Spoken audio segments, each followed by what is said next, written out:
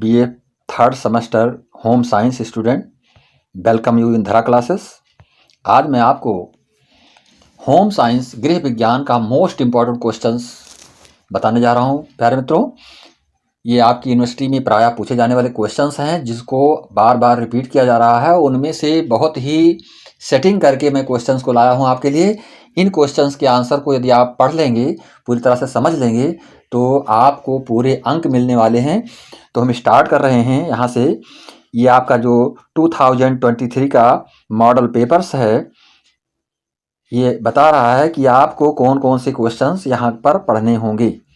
तो देखेंगे प्यारे मित्रों, ये आपका 2023 new model paper 2023 home science के से संबंधित क्वेश्चंस यहाँ पर हैं। ये आपका पेपर जो है 3 खंड्स में 3 सेक्शन में डिवाइड होता है। तो फर्स्ट सेक्शन में यानी खंड आ में आपको अति लघुत्तरीय प्रश्न के उत्तर देने होते हैं। तो अति लघुत्तरीय प्रश्न के रूप में आपको जो पहला क्वेश्चन आपका बनता है यहाँ पर, फर्स्ट क्वेश्चन, गृह विज्ञान की परिभाषा आपको बताना है। गृह विज्ञान की परिभाषा क्या होती है, होम साइंस का डिफिनेशन देना है आपको। गृह विज्ञान की परिभाषा को आप लिखेंगे। ये very short answer type question के रूप में होंगे आपके समक्ष। इसके पश्चात देखेंगे क्वेश्चन नंबर 2 जो आपका है, एड्स HIV क्या होता है, इसके विषय में आपको बताना होगा और पूरी तरह से इसके फुल फॉर्म को लिख करके आपको एक्सप्लेन करना होगा। इसके पश्चात देखें क्वेश्चन नंबर 3 जो आपका है, उपचारात्मक आहार। उपचारात्मक आहार क्या होता है, उपचारात्मक आहार से क्या मतलब होता है, ये मोस्ट इम्पॉर्टेंट क्वेश्चन है। तो इसको हम पढ़ेंगे और पढ़ करके पूरी तरह से इसको लिखेंगे और जिससे आपको अच्छे अंक प्राप्त हो जाएंगे। अच्छे अंक प्राप्त होने में किसी भी प्रकार का कोई डाउट आपको नहीं रहेगा। उपचारात्मक आहार के विषय में आपको जानना है। इसके पश्चात देखेंगे क्वेश्चन नंबर 4। क्वेश्चन नंबर 4 आपको किशोरावस्था में आहार, यानी किशोरावस्था जो होती है, इसमें हम किस प्रकार के आहार का प्रयोग कर सकते हैं, करते हैं, जो हमारे लिए आवश्यक होता है शरीर के लिए। तो किशोरावस्था में आहार, इसके विषय में आपको लिखना होगा। ये क्वेश्चन भी आपके लिए बहुत ही इम्पॉर्टेंट बनने वाला है। प्यारे मित्रों, पूरी तरह से आप इसको पढ़ करके जाएंगे। क्वेश्चन नंबर 5 देखेंगे, प्रौढ़ावस्था में पोषण, यानी जो पोषण होता है वो प्रौढ़ावस्था में, एडल्ट एज में, यानी प्रौढ़ावस्था में पोषण से क्या तात्पर्य होता है, इसको हमें लिखना होगा। इसके बारे में पूरा डिटेल आपको समझना है। आगे देखेंगे क्वेश्चन नंबर 6 देखेंगे, गर्भावस्था में विटामिन की आवश्यकता, यानी गर्भावस्था के समय में जब हम गर्भावस्था की स्थिति में होते हैं, उस स्थिति में आपको विटामिन, किन किन विटामिनों की आवश्यकता होती है, जिसको हमें लेना आवश्यक होता है, यह चीज़ें आपको जानना होगा। ये इंपॉर्टेंट क्वेश्चंस आपके लिए है, प्रायः सभी यूनिवर्सिटी में पूछे जाते हैं इस तरह के क्वेश्चंस। क्वेश्चन नंबर 7 देखेंगे, संवेगात्मक विकास। संवेगात्मक विकास से क्या तात्पर्य होता है, यह आपको जानना है कि संवेगात्मक विकास क्या होता है, इसको हम किस तरह से समझ सकते हैं। इसके बाद पश्चात देखें क्वेश्चन नंबर 8 जो है, ये मोस्ट इम्पॉर्टेंट क्वेश्चंस है। प्यारे मित्रों, ये आपके लिए हर एग्जाम में प्रायः पूछा गया है।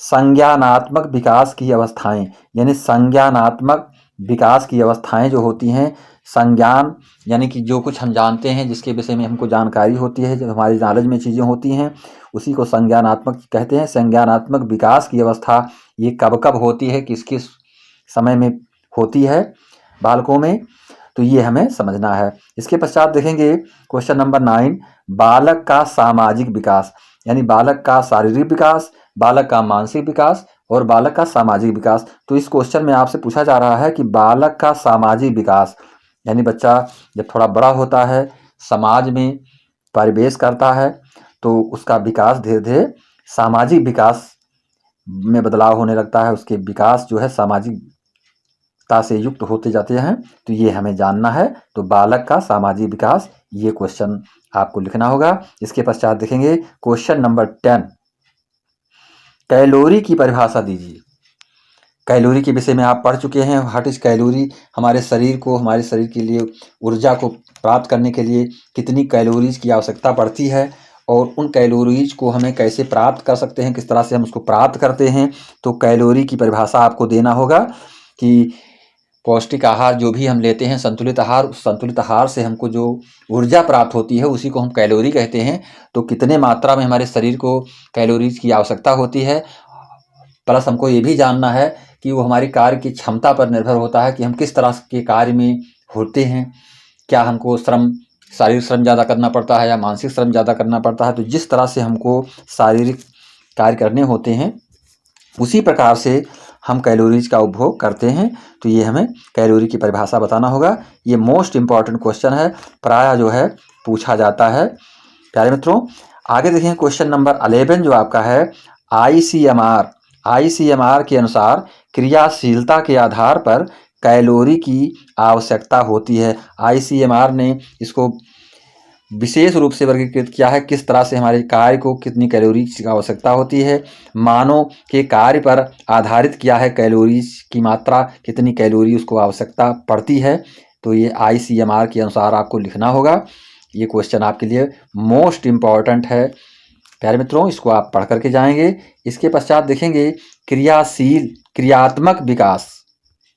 क्रियात्मक विकास क्या होता है, क्रियात्मक विकास के प्रकार कौन से हैं, ये हमें बताना है कि क्रियात्मक जो विकास होता है हमारा ये कौन कौन सा है, इसके विषय में आपको लिखना होगा। यानी क्रियात्मक जो हम कार्य करते हैं, क्रिया करते हैं, उस क्रिया में जो हमारा विकास आगे बढ़ता है, क्रियाएं आपके शरीर के अंगों से की जाती हैं। तो क्रियात्मक विकास जो हमारा होता है को कहते हैं, यानी क्रियात्मक विकास के आधार कौन से हैं, उसके मुख्य आधार क्या हैं, ये आपको लिखना है।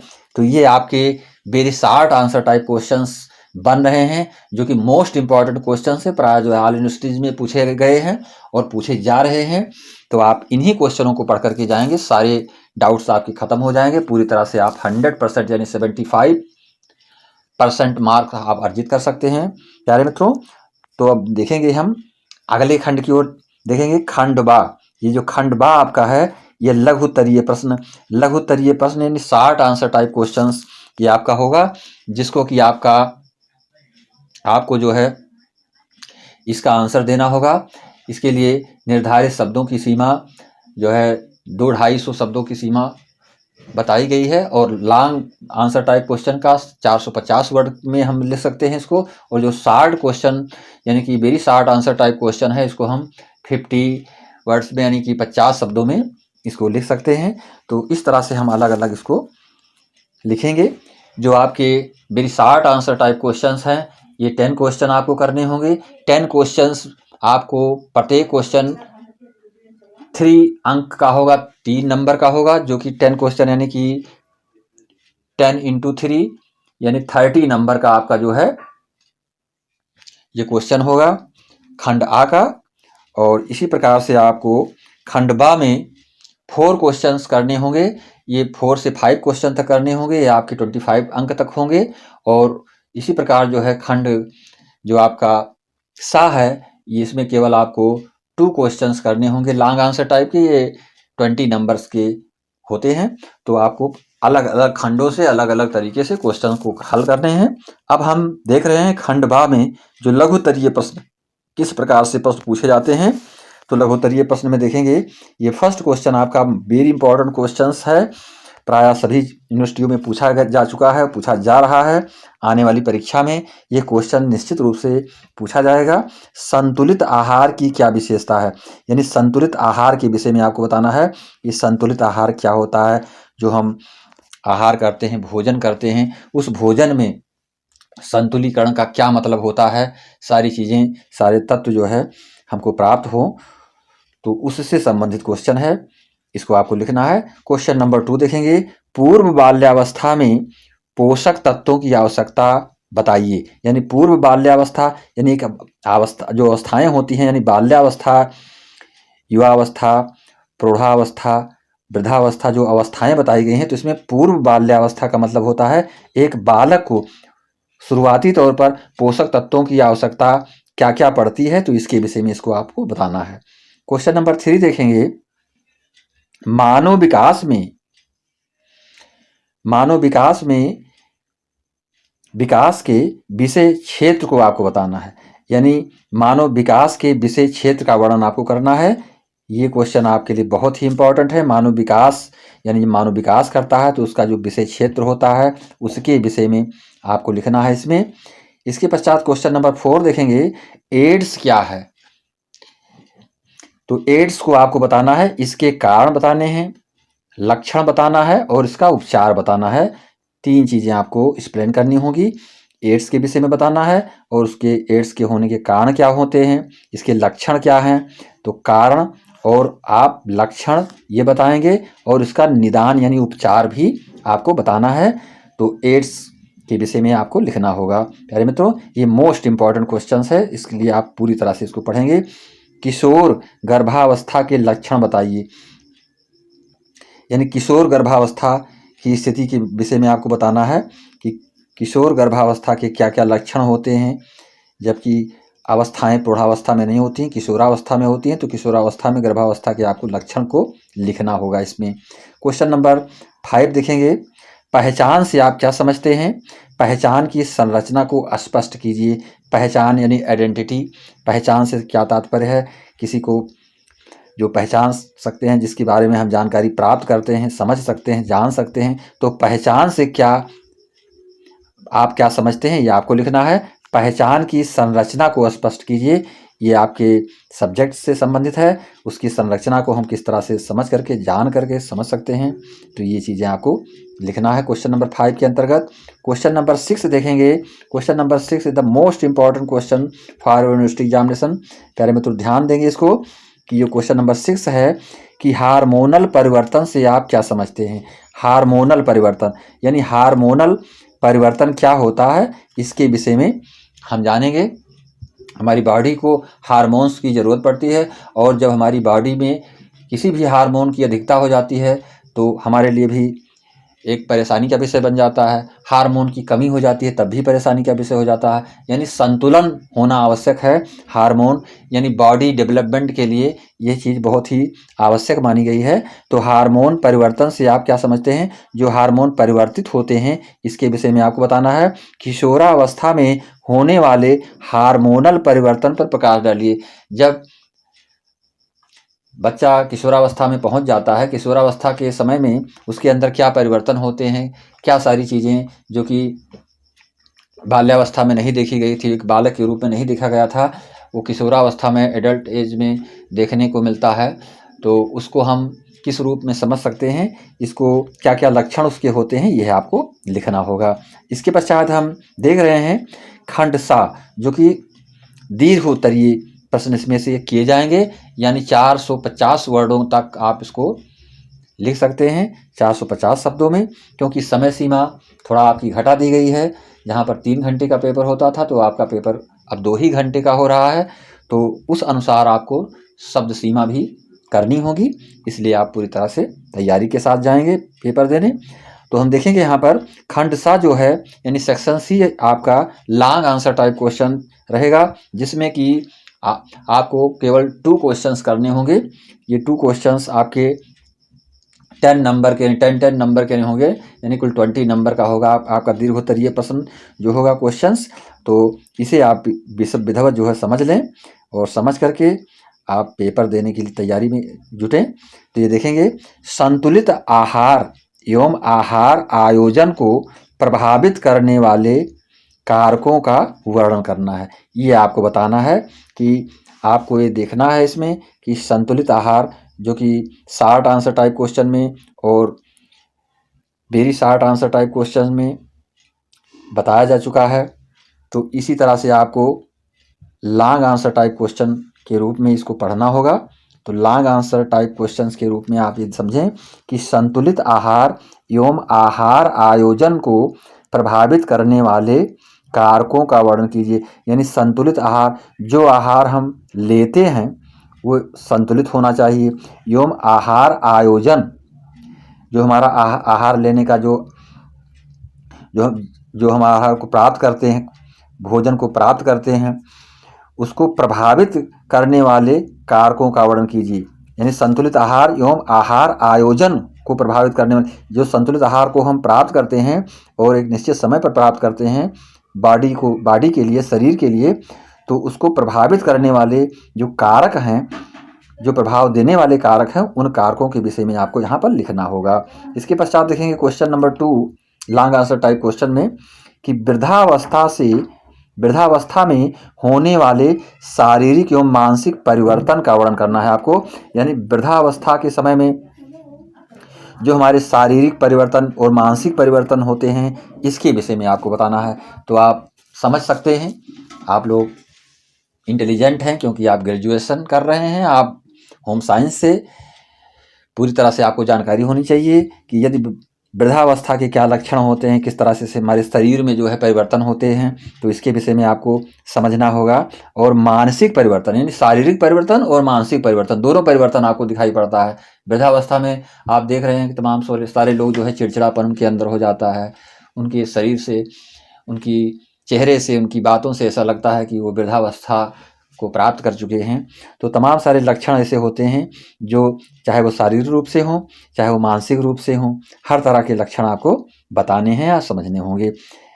जैसे कि किसी को हम देख करके बता सकते हैं कि आदमी वृद्धा हो गया, केवल बाल देख करके बता देना भाई, ये गलत होता है, क्योंकि आजकल तो बाल बच्चों के भी पक जाते हैं जो वृद्धावस्था के से बहुत दूर होते हैं। तो बाल देख करके हम वृद्धावस्था की पहचान नहीं कर सकते, बशर्ते और सारे तमाम सारे लक्षण होते हैं जिसको कि समझ करके हम उनके शारीरिक रूप को बता सकते हैं कि ये वृद्धावस्था में है। और मानसिकता, यानी उनकी मानसिकता जो होती है, जो मानसिक परिवर्तन होते हैं वृद्धावस्था में, वो चीज़ें भी हम पहचान करके बता सकते हैं। तो ये आपको इसमें लिखना होगा। आगे देखेंगे क्वेश्चन नंबर 3 की ओर जा रहे हैं। क्वेश्चन नंबर 3 में आपको बताना है कि मानव विकास से आप क्या समझते हैं। Human development, what is the human development? Human development क्या है, मानव विकास क्या है, यानी कि जो मानव होता है उसके विकास से क्या तात्पर्य होता है होम साइंस में। इसकी अवस्थाओं का वर्णन कीजिए, इसकी अवस्था को आपको बताना है। यानी मानव का जो विकास होता है, उस विकास से स्टेप वाइज हम क्या समझ सकते हैं। जैसे बच्चा 1 साल से लेकर 5 साल तक हुआ, फिर उसके बाद 5 साल से लेकर के 14 साल तक उसका विकास हुआ, फिर 14 साल के बाद वो 18 साल तक उसका विकास हो रहा है। उसके पश्चात जो है 18 से 25, 25 से आगे जो भी विकास उसका होता जा रहा है। तो मानव विकास का एक जो तारतम्य है, उस विकास से आप क्या समझते हैं, तथा इसकी अवस्थाओं का वर्णन करिए। अवस्था का आपको वर्णन करना है, किन किन अवस्था में क्या क्या विकास पाए जाते हैं, तो ये आपको लिखना होगा।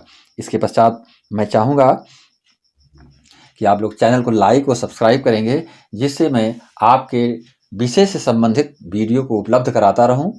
और पूरी तरह से अन्य सब्जेक्ट को भी मैं उपलब्ध करा रहा हूं, जो आने वाले एग्ज़ाम के लिए आपके लिए बहुत ही इम्पोर्टेंट होगा। और क्योंकि आप 3rd सेमेस्टर के स्टूडेंट हैं, इसलिए मैं विशेष तौर से अपने जो हमारी बहनें हैं, उन लोगों से मैं रिक्वेस्ट करना चाहता हूं कि आपको सभी सब्जेक्ट जो है उपलब्ध कराया जाएगा, और कुछ सब्जेक्ट उपलब्ध करा दिया गया है। क्योंकि मैंने जो है थोड़ा विलम्ब से इस कार्य को प्रारंभ किया था, उसके पूर्व मैं केवल इंग्लिश का ही वीडियो बना रहा था। अब जो है मैं हर सब्जेक्ट का वीडियो मैं आपको उपलब्ध कराता रहूँगा, और आपको किसी भी प्रकार की डिफ़िकल्टी नहीं आने दूंगा। अब हम अगले क्वेश्चन की ओर बढ़ रहे हैं। अगला क्वेश्चन आपका है, ये है लॉन्ग आंसर टाइप क्वेश्चन में संज्ञानात्मक, यानी संज्ञानात्मक विकास क्या है। मोस्ट इम्पॉर्टेंट क्वेश्चन, इस बार अवश्य आने वाला है, तो इसको आप पूरी तरह से समझ करके, पढ़ करके आपको जाना है, जिससे कि आपको पूरे के पूरे अंक प्राप्त हो पाएं। संज्ञात्मक यानी संज्ञानात्मक यानी संज्ञान से संज्ञानात्मक बना हुआ है। संज्ञानात्मक विकास क्या है? संज्ञानात्मक विकास का मतलब आपके मन मस्तिष्क से संबंधित चीज़ें हैं, जिसके विषय में हम जानते हैं। तो संज्ञानात्मक विकास क्या होता है, इसके विषय में बताना है। संज्ञानात्मक विकास की अवस्थाओं को समझाइए। इसकी जो अवस्थाएं हैं, जो स्टेपेजेज, जो समय सीमा बताई गई है, उस अवस्था को भी आपको लिखना होगा इसमें। इसके पश्चात ये जो आपका लास्ट क्वेश्चन है लॉन्ग आंसर टाइप में, इसे आप पूरी तरह से पढ़ करके अच्छे से समझ करके जाएंगे। नैतिक विकास को प्रभावित करने वाले कारकों का वर्णन कीजिए। नैतिक विकास, जो नैतिक विकास आपका होता है, इसको प्रभावित करने वाला जो मुख्य कारक है, इसके विषय में आपको जानना होगा, जो कि आपके लिए बहुत ही आवश्यक होता है। व्यक्ति का शारीरिक विकास होता है, मानसिक विकास होता है, सामाजिक विकास होता है। तो उसी सामाजिक विकास से जुड़ा हुआ जो नैतिक विकास आपका है, ये नैतिक विकास आपके लिए बहुत ही महत्वपूर्ण होता है। इसमें आपके चारित्रिक ढांचे भी जुड़े होते हैं, आपके कार्य से, आपके नेचर से ये सारी चीज़ें प्रभावित होती हैं। तो नैतिक विकास के विषय में आपको लिखना है कि हम कितना अधिक नैतिक विकास कर पा रहे हैं, मॉरल डेवलपमेंट। तो इसको हमें जानना है। नैतिक विकास को प्रभावित करने वाले जो कारक हैं, इन कारकों को आपको लिखना होगा। तो ये आपके 5 क्वेश्चन थे लॉन्ग आंसर टाइप क्वेश्चंस में, जो कि मैंने मोस्ट इम्पॉर्टेंट क्वेश्चंस आपको दिए हैं। इन क्वेश्चंस को आप अच्छी तरीके से पढ़ेंगे और पढ़ करके एग्ज़ाम में बैठेंगे। निश्चित है कि हमारी बहनें, हमारे भाई जो भी एग्ज़ाम में होंगे, वो अच्छे अंक को लाएंगे। और यदि किसी प्रकार की आपको कोई परेशानी है, दिक्कत है, अंडरस्टैंडिंग नहीं कर पा रहे हैं, पूरी तरह से नहीं समझ पा रहे हैं, तो हमें कमेंट के रूप में हम तक अवश्य प्रेषित करें, और उस कमेंट के जवाब को मैं देना चाहूँगा। उस कमेंट के जवाब को अवश्य मैं दूंगा। तो पूरी तरह से चैनल को लाइक और सब्सक्राइब करेंगे तथा अपने फ्रेंड्स के बीच में शेयर करेंगे, जिससे कि कोई भी हमारा जो स्टूडेंट है, वो उसके पास तक ये वीडियो हमारा पहुँच पावे। जो भी गृह विज्ञान सब्जेक्ट को लिए हुए हैं, होम साइंस को लिए हुए हैं, उन तक ये हमारा वीडियो पहुंच पावे। This is my request by this online teaching. Thank you very much. जय हिंद, जय भारत।